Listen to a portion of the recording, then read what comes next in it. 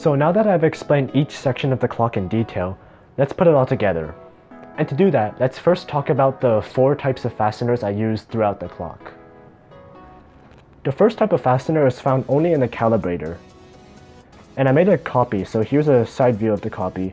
I simply twist that knob clockwise until the knob pushes up against the track and therefore tightens the calibrator to it so that it can't just move around freely when it's not supposed to. The second type of fastener is used to secure pretty much every rotating component like this secondary escapement to its axle. So I simply have to push it in until it clicks.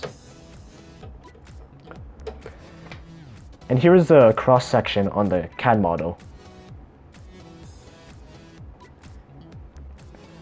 The third type of fastener is used to secure the frame of each section to its support. And to show you how that works, here's a very small scale version. So imagine that this piece here is the frame, and this piece here is the support. The frame can slip into the support like that, but it can also slip out, so that's an issue.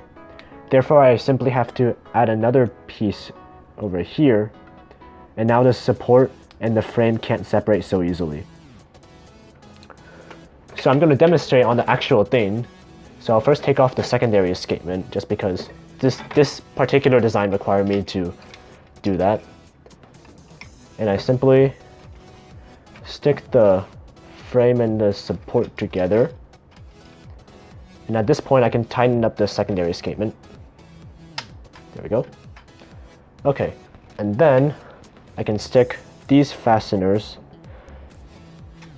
onto the support and therefore attach the support to its frame. Oops.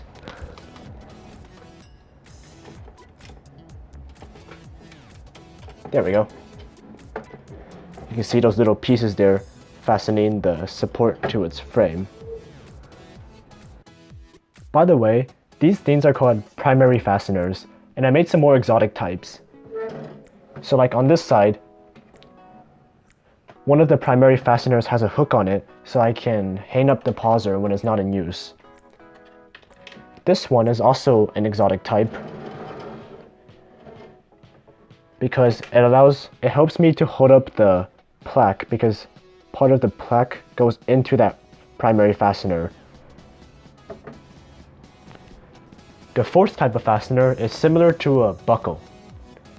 So if I have 2 of these, focus that in. If I have 2 of these, I can simply join them together like this, and I'll go ahead and demonstrate now. I simply have to push them together until it makes a nice clicking sound.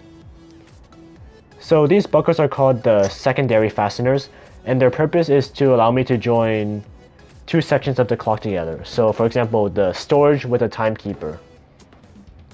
And I'll go ahead and demonstrate. I simply put one of the secondary fasteners in from the top, and then I put the other one in from the bottom.